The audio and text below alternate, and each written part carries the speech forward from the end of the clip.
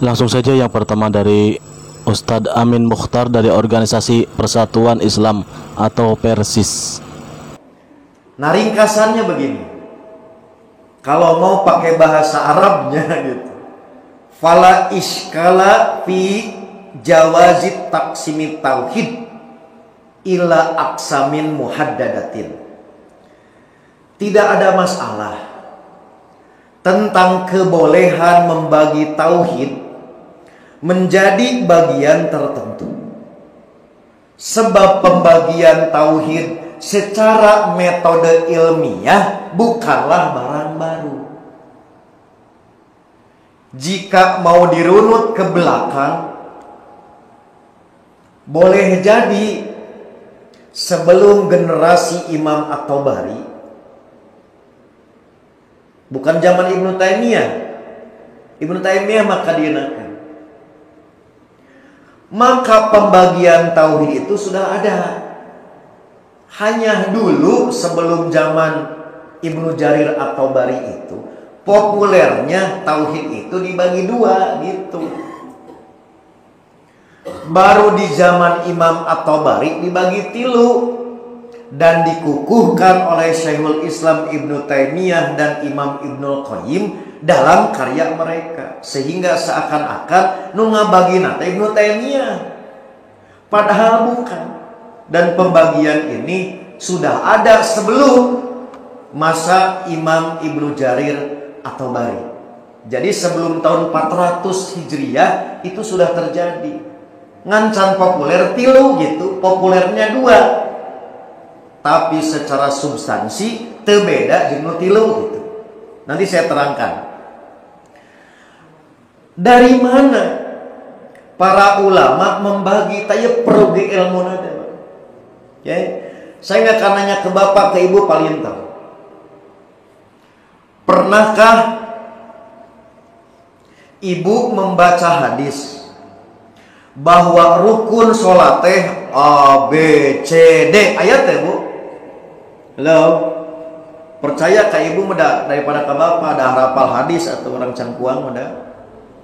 Saya ulangi, pernahkah bapak ibu menemukan hadis nu langsung cek bahasa orang cangkuang mah aya rengkolna da? Bahwa yang namanya rukun sholat teh 1, 2, 3 aya hadisna ayat teh? Nggak ada. Pokoknya mah lamun aya orang cangkuang yang bisa menemukan ada rukun sholat teh 1, 2, 3, 4 hadisna, bakal diberi hadiah kompo 8 pantau. Moal aya. Tapi kenapa tidak dianggap bid'ah? Pembagian seperti itu. Itulah contoh. Maka metode yang demikian disebutna tatabu wal istiqro. Naon teu aya nu langsung nyebut mah tauhid teh 3, tauhid teh 2, ngan lamun dibaca Quran Sunnah secara telik maka kesimpulan teh moal teu kitu. Itulah yang namanya istinbat, manhaj ilmiah, namanya tatabu wal istiqro. Jadi zaman dulu ada 2, kemudian 3, dua-duanya sama. Tidak langsung disebut dalam Quran Sunnah 1, 2, 3, tetapi semua petunjuk Quran Sunnah yang ada menunjukkan akan seperti ini. Hanya dulu menekankannya kepada 2 pembagiannya. Di zaman Imam At-Tabari dan seterusnya yang dikukuhkan oleh Imam Ibnu Taimiyah dan Ibnu Qayyim cenderungnya kepada 3. Jadi tidak ada yang baru pada dasarnya. Itu yang pertama yang harus saya tegaskan, supaya umat paham bahwa pembagian ini bukan baru-baru ini gitu, tapi sudah terjadi. Yang membedakan jumlahnya. Kemudian yang kedua, apabila landasan berpikir dan fakta sejarah demikian sudah jelas, maka sebagian ulama membagi tauhid menjadi 3 bagian rububiyah.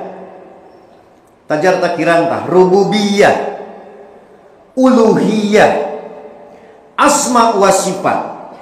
Dan ada pula yang membaginya menjadi 2 bagian, yaitu tauhid ma'rifah wal isbat dan tauhid uluhiyah. Maka yang membagi 2 berarti rububiyah dan asma wa sifat itu masuk pada bagian tauhid ma'rifah wal isbat. Jadi 2 itu 3, 3 itu 2. Secara pembagian beda, secara makna sudah tercover, tercakup. Sudah ya?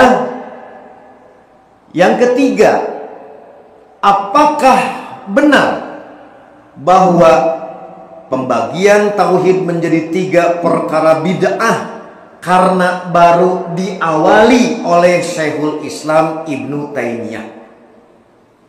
Maka jawabannya tidak benar. Sebab pembagian tauhid menjadi 3 telah diisyaratkan oleh Imam At-Tabari dan Ibnu Mandah. Peran dan fungsi Syekhul Islam Ibnu Taimiyah dan Ibnu Qayyim hanyalah mengukuhkan, bukan menggagas. Sebagaimana dikukuhkan pula oleh Imam Az-Zabidi dalam kitabnya Tajul Arus min Jawahiril Qomus, itu 36 jilid. Selanjutnya Ustadz Muljiman dari Muhammadiyah. Lalu kemudian ada yang bertanya, tauhid yang 3 itu bid'ah karena tidak ada dalil yang menjelaskan tauhid yang 3. Sekarang saya mau tanya, pembatal sholat itu, rukun sholat itu juga, apakah ada hadis Nabi yang mengatakan rukun sholat itu ada 13 atau ada 14? Tidak ada. Itu semua istiqra. Istiqra itu para ulama menganalisa, lalu kemudian ditulis. Demikian pula pembatal wudhu ada sekian, syarat sahnya sholat misalnya, apakah ada? Tidak ada. Maka bukan berarti istiqra itu adalah bid'ah. Sebagaimana kalau teman-teman tahu, apakah ada perintah Nabi untuk sholat tahiyatul masjid? Kalau dengan lafaz seperti itu tidak ada, itu istiqra. Ulama kemudian menamai sholat itu tahiyatul masjid. Nabi mengatakan, idza dakhala ahadukumul masjida fala yajlis hatta yusalli rak'atain. Kalau kamu masuk masjid, jangan duduk sampai sholat 2 rakaat. Lalu oleh ulama dikasih nama tahiyatul masjid, menghormati masjid. Nabi tidak pernah mengatakan sallu tahiyatul masjid. Tidak pernah. Nabi hanya mengatakan kalau masuk masjid sebelum duduk sholat 2 rakaat. Loh, berarti tahiyatul masjid bid'ah doh? Tidak, ini istiqra. Biar lebih mudah. Bayangkan kalau kemudian kita nyuruh orang sholat apa? Sholat sebelum duduk, begitu. Kan Nabi mengatakan sholat sebelum duduk. Tidak lantas kemudian kita mengatakan kalau kamu mau masuk masjid sebelum duduk sholat, cukup tahiyatul masjid. Nah, sudah. Ini istiqra, untuk memudahkan saja. Sebagaimana sholat ba'diyah, sholat qobliyah, Nabi tidak mengatakan sallu ba'diyah, sallu qobliyah. Itu hanya untuk memudahkan memahami. Ini istiqra. Demikian pula mengenai masalah tauhid, uluhiyah, rububiyah dan asma wa sifat. Itu karena memang faktanya ada orang yang dia sudah mengakui rububiyah Allah, tetapi dia tidak memiliki tauhid uluhiyah. Maksudnya bagaimana? Mereka mengakui Allah yang memberi rizki, mereka mengetahui Allah yang memberi hidup, tetapi mereka justru memuja yang lain. Misalnya memuja di Laut Kidul, memuja apalagi misalnya. Berarti mereka kalau ditanya siapa yang ngasih rezeki, jawaban mereka siapa? Allah. Tapi siapa yang dipuja? Nyai Roro Kidul misalnya. Berarti tauhid uluhiyahnya rusak. Meskipun dia tauhidnya rububiyah masih punya. Ketika ditanya siapa yang ngasih hidup? Allah. Siapa yang ngasih rezeki? Allah. Loh kok yang dipuja nyuruh gitu? Uluhiyahnya rusak. Jadi uluhiyahnya rusak. Demikian pula tentang asma wa sifat. Kenapa perlu dipisah di sini? Supaya kita tidak ilhad, tidak menyimpang di dalam memahami asma wa sifat. Supaya kita tidak menyamakan nama Allah dengan nama makhluknya. Maka ada bahasan sendiri bahwa asma wa sifat Allah itu laisa kamitslihi syai' wa huwas samiul basir. Tidak serupa dengan sesuatu pun, dan Allah Maha mendengar lagi Maha melihat. Maka kalau sudah dibahas tentang masalah sifat Allah, maka hendaknya kita tidak boleh mentakwil, tidak boleh ditaktil, tidak boleh ditahrif, tidak boleh ditakyif. Bisa dipahami ya? Tidak boleh ditakwil. Jadi di sini misalnya wasi'a kursius samawati wal ard. Allah punya kursi, tidak usah ditakwil. Pahami saja Allah punya kursi, selesai. Tidak usah ditakwil dengan kekuasaan, kepemilikan, apalagi keagungan. Sudah, Allah punya kursi. Kita tidak perlu kemudian mentakwilnya, tidak pula ditaktil, ditiadakan. Oh, tidak mungkin Allah punya kursi. Oh, kalau begitu Allah butuh makhluk. Justru makhluk yang butuh kepada Allah Subhanahu wa taala. Ya, Allah itu Maha kuasa atas segala sesuatu, ya terserah Allah mau bagaimanapun. Itu Allah Maha kuasa atas segala sesuatu. Apakah ketika Allah itu memiliki langit dan bumi lalu Allah butuh langit dan bumi? Apakah ketika Allah memiliki manusia dan jin, apakah Allah butuh dengan manusia dan jin? Kan tidak. Maka ini Allah Subhanahu wa taala punya kursi. Ya udah kita imani kursi. Bagaimana kita tidak tahu. Maka tidak perlu ditakyif. Jangan ditanyakan bagaimana. Demikian pula tidak perlu ditahrif, dipalingkan dari makna aslinya. Kita meyakini dan mengimani sebagaimana yang Allah maksud, selesai. Jadi kita mengimani dan meyakini sebagaimana yang Allah maksud, bahwa Allah punya kursi. Jangan tanya bagaimana, jangan tanya seperti apa, tidak perlu ditakwil, tidak perlu ditahrif, tidak perlu ditiadakan. Karena memang faktanya ayatnya ada. Bahkan semua orang mengatakan ayat kursi, tidak ayat kekuasaan. Ya kan? Andai kan kursi ini harus ditakwil kekuasaan, mestinya tidak nyebut ayat kursi, ayat kekuasaan. Pernah dengar gitu? Dibacakan ayat kekuasaan saja gitu. Pernah ada orang kesurupan? Sini, ayat kursi. Oh jangan, kalau ayat kursi itu berarti Allah butuh makhluk, berarti mujassimah itu. Oh, jangan ayat kursi. Apa? Ayat kekuasaan. Pernah dengar gitu? Belum kan? Nah, jadi sudah, Allah punya kursi, selesai. Bagaimana? Tidak tahu. Seperti apa? Tidak tahu. Kita imani sebagaimana yang Allah maksud. Tidak perlu ditakwil. Dan untuk selanjutnya Ustadz Firanda Andirja dari Salafi. Tauhid itu artinya mengesahkan Allah Subhanahu wa taala. Jadi zaman Nabi tidak perlu dibagi-bagi ya. Kenapa ada orang sekarang membagi tauhid? Sebenarnya untuk menyatukan kembali tauhid. Kenapa? Karena di sebagian juz dari tauhid ternyata ada penyimpangan. Dahulu saya tanya, para sahabat semua percaya menciptakan alam semesta Allah atau tidak? Semuanya percaya. Para sahabat tidak ada yang berbuat syirik, tidak ada yang minta kepada penghuni kubur, ya. Tidak ada yang pergi ke dukun, ya, sehingga mereka dalam hal ini juga benar. Dan para sahabat semuanya mengatakan yang tahu ilmu gaib hanyalah Allah Subhanahu wa taala. Kemudian sekarang timbul masalah baru di zaman sekarang, ada orang percaya Allah itu pencipta satu-satunya, tapi dia juga berdoa kepada mayat. Nah, ini jadi bingung. Sehingga akhirnya timbul pembagian untuk menjelaskan. Dalam sisi Allah Maha Pencipta kamu sudah benar. Tapi dalam sisi kamu meminta kepada penghuni kubur kamu salah. Nah, salahmu itu namanya tauhid uluhiyah dalam hal ini. Adapun meyakini Allah mencipta itu sudah benar. Ini disebut dengan istilah tauhid rububiyah. Maka saya katakan asalnya tauhid tidak perlu dibagi. Pembagian itu datang bukan dalam untuk memecah-mecah tauhid, tapi dalam rangka menjelaskan yang keliru. Paham? Seandainya tidak ada kekeliruan, tidak perlu ada penjelasan. Dan pembagian ini hanya sekedar untuk penjelasan. Ini mimbabil bayan untuk menjelaskan. Sebagaimana orang Arab dahulu tidak ada yang membagi, bahasa Arab terbagi menjadi fi'il kata kerja, isim kata benda, huruf tidak ada, tapi kenapa dibagi untuk bisa menjelaskan dengan baik. Zaman Nabi juga tidak ada bagi bahwasanya hukum terbagi menjadi wajib, sunnah, mubah, makruh, haram, enggak ada. Nabi tidak pernah ngomong demikian. Tapi para ulama menjelaskan agar mudah memahami. Oh ini wajib, oh ini sampai ke derajat wajib, ini cuma sunnah, ini mubah. Pembagian itu dalam rangka untuk menjelaskan.